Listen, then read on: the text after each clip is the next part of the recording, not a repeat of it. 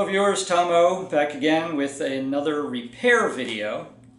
This time it's going to be on this Triad powered subwoofer Bronze series. Triad's a brand that maybe you haven't heard about. They're kind of a high-end boutique brand, focusing I guess mainly on like custom installations. Not a whole lot of information available out there on the web, no schematics available for it. But what I do know is this is a 250 watt powered sub with a 10-inch subwoofer, acoustic suspension, so it's not ported. And the best I can gather is it sold for about $1,600 when it was made back in 2006. Now I scored this for $20, not working. It would power on, but no sound, and I figured push comes to shove, I could modify it, I could scrap it for parts. Now as I was trying to figure out the whole layout of the circuitry on this, I have to admit I stumbled across what the problem was. But hey, a win is a win, doesn't matter. I got it fixed. And in my searches on the internet on this subwoofer, I've seen other people with the same problem, and they don't make the subwoofer like this anymore. So I think it was a recurring issue for them. Now if you have this subwoofer and it's powering on, but you're getting no sound, I suspect there's a good chance that it's the same problem that I had on this unit. So let me show you what I found on this unit when I first powered it on. And then within the video, the repair video, I'll tell you how to check the failed component that I found to see if it's the same problem on your unit. Now if you look on the back of your subwoofer, right above the power switch there's an LED light. When you turn it on, it'll first be red for a second, then it'll switch over to green, showing you that it's ready. When I first powered this on, that glowed red. And at the time, I didn't know that it was a bicolor LED. So I thought red just meant on. And then after I repaired it is when it switched over to green. And red, in my case, indicated that it was in a state of overheating. Which in fact was not. It was the thermal sensor that was in there which had failed, telling the amplifier that it was overheating. Now I don't know if glowing red indicates any other things on the system. It's not, none of that information is listed in the small manual that would have been included with this subwoofer.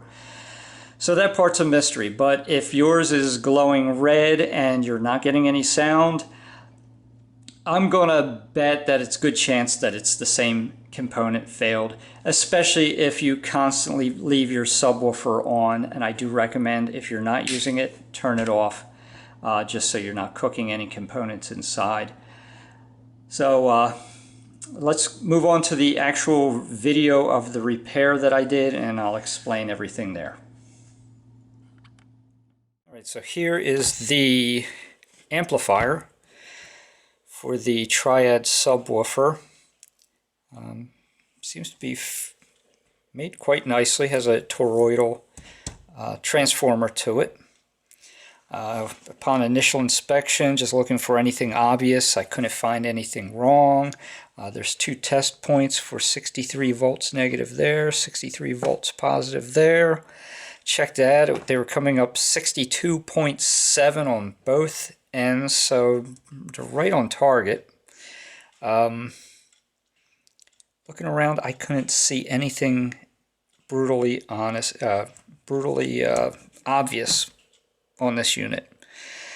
And I was actually kind of suspecting that the problem could be in the circuitry that would put it into standby when not in use. Now I'm not actually even sure if this unit goes into standby. It could be just on constantly, and I do suspect that. There is no information, no schematics, even the instruction manual from this company basically tells you nothing. So I got out my meter, started checking through it, Not finding any real problems other than the amplifier is not turning on. And there was one component which struck me as odd. I wasn't familiar with it. Let me see if I can zoom in here. I have to reposition. There, that's good. Right there. Air packs. I'll back up a little bit so we can focus. Right there. Oh, come on, camera. There you go. This little thing right here. So, Google's a wonderful thing. I looked it up, found out what it is, and turns out that it is called a thermostat. So basically, if the unit's overheating, it will shut the amplifier off. So, got out my test probes. Getting continuity across there. I said, okay, so what happens is, you know, if it starts overheating, it breaks continuity. That goes from closed state to an open state, and it shuts off the amplifier. But fortunately, I went one step further and looked up the spec sheet on that little transistor thingy. And this is what I found out. 67, it's a model 67F065. 67 is the series.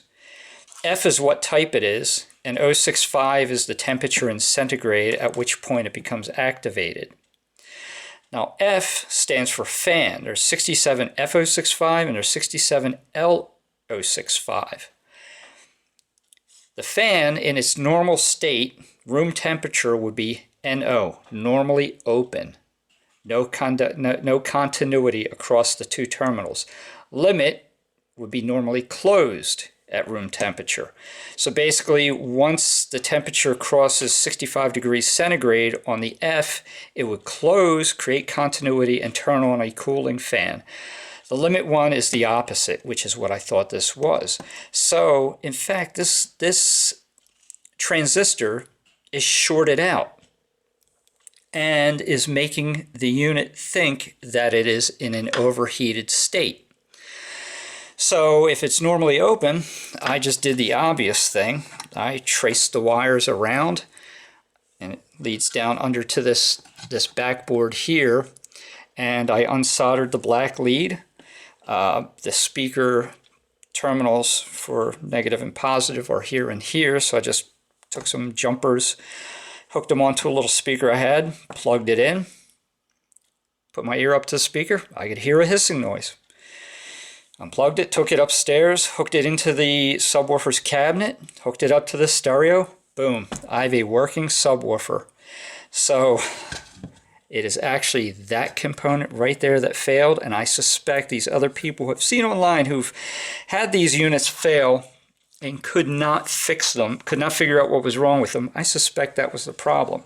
And if you're watching this video, and for that reason, one thing I found is the LED on the back, which when I would plug this in and turn it on, this LED would light, and it would light what I thought was orange, but maybe it's supposed to be red. Once I unhooked that jumper, it turned green. So red or orange is meaning it's overheated, or at least it thinks it's overheated, and green is go operational. So if you've got an orange LED, I'm going to wager that you have the same problem this unit has. Now, sourcing the part. Went online, places like Mauser and everybody else.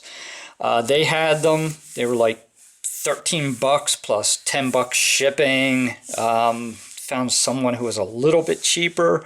Nothing on eBay. This is an oddball item. You're just not going to find it in many places. But I went onto AliExpress and I got 5 of them for $10. I had to wait a month to get them. But hey, you know, I'm trying to spend as little money on this because I suspect that it's going to be perfectly fine once I'm done. But, you know, there you go. 10 bucks, got 5 of them, so if I burn out another one, I got spares. What I see here is there's milling marks on here, on the back plate. There's milling marks going this way on this aluminum block, and I could be wrong, but I don't see any kind of, there's no thermal paste or a thermal pad in there. So the heat transfer between these 2 points is not efficient.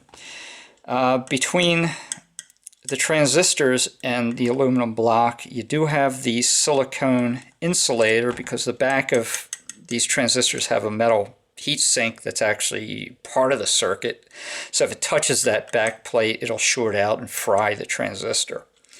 So that's why there's an insulator between, and that insulator is designed to transfer heat. They typically do, so good enough. But what I am going to do, I'm going to take all this apart. Not unsolder any of these other than the bad component. But what I am going to do is I'm going to put thermal paste between this block and the back plate to help wick away the heat better. I am also, not necessarily, usually you don't do it, but I'm going to smear a light coating on the front of this plate, put the insulator back into place, because the thermal grease will not insulate. You'll still short out, so don't make that mistake. And also, if I take off this silicone insulator, if it's torn or brittle or whatever, I will have to order more and replace that. And then I'll put a small amount on the back of the transistors, just to be sure that I'm getting as much thermal transfer as possible. And the other thing I will do, and I recommend this for all subwoofers, because as opposed to your receiver, which has vents on the top to let heat out, when not in use, turn them off. Always turn your subwoofer off, because even though, like my Klipsch subwoofer, they have the, it senses when there's a signal and it shuts it off, puts it in standby when you're not using it. But the power supply is always on, always drawing power, always generating heat. And in the case of this, though it's going to run hotter when it's actually receiving a signal and drawing more power, it's constantly on. So when not in use, turn them off and your subwoofer will last longer. Okay, to remove, on the back of the aluminum block between the fins, there's some Phillips head screws. There's 3 of them. And then in 3 points on the board, there is some Allen hex cap screws that hold that in. And then there's one more cap screw, which I guess they originally were going to put it in there, but it's underneath the rivets, so it's just has a nut on the bottom, just does nothing. You don't need to remove that, obviously. What I found was the transistors, they're all pretty much fused to the aluminum block with the aluminum, with the silicone insulator thermal pads. I know how to choose my battles. I know when to choose my battles, and this is one battle I don't want to mess with, so I'm just going to leave them alone. And what I found was there is some thermal paste underneath this aluminum block. I don't know if you can see it in the picture there in the camera, but very, very little. So I'm going to replenish that, do that heavier, and put it back together. And to remove the thermostat over here, in order to get clearance, this transistor here, you have to bend that up a bit just so that you can get past it to access the screw that holds it in place. So I'm going to get that fixed and back together now. I have everything back in place now. You do need to nip the leads a little shorter, and you'll bend them downward just like the original one was. Everything's in place, retightened down.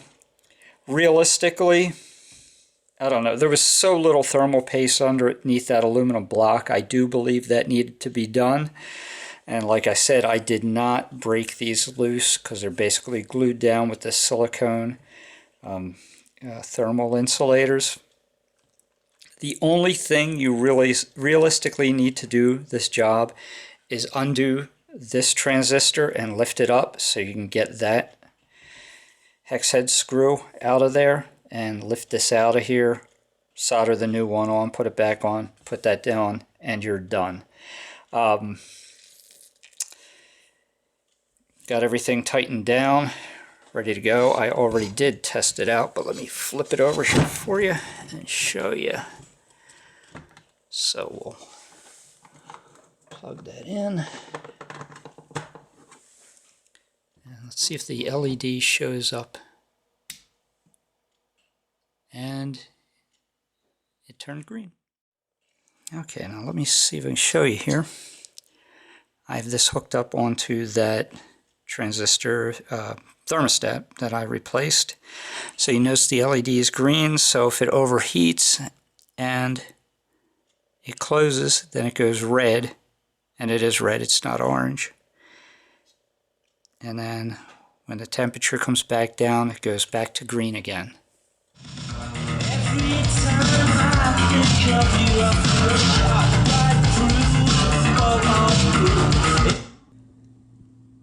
And there you have it. It's all fixed, up and running. At first I was unsure on this one, on the subwoofer, but the more I used it, the more I've decided it's definitely a keeper. Has a good sound to it, especially in the music spectrum. In the surround sound spectrum, kind of questionable. But if you're interested in a review of this, I'll give a rundown of it. The way it's set up in your system is a little different than most subwoofers, kind of odd. But I'll explain all that, how that works and the ins and outs of it and what I think of it. You don't see a whole lot of these coming up for sale, but you do, especially if you look on eBay. Since that's more global sellers, you'll see them more often there than on local like Craigslist. But if you're interested, if enough people say they'd like to see a review, then I'll put something together for you. And of course, if you like this video, please like, share, and above all, subscribe. I appreciate it. Thank you, and I will see you next time.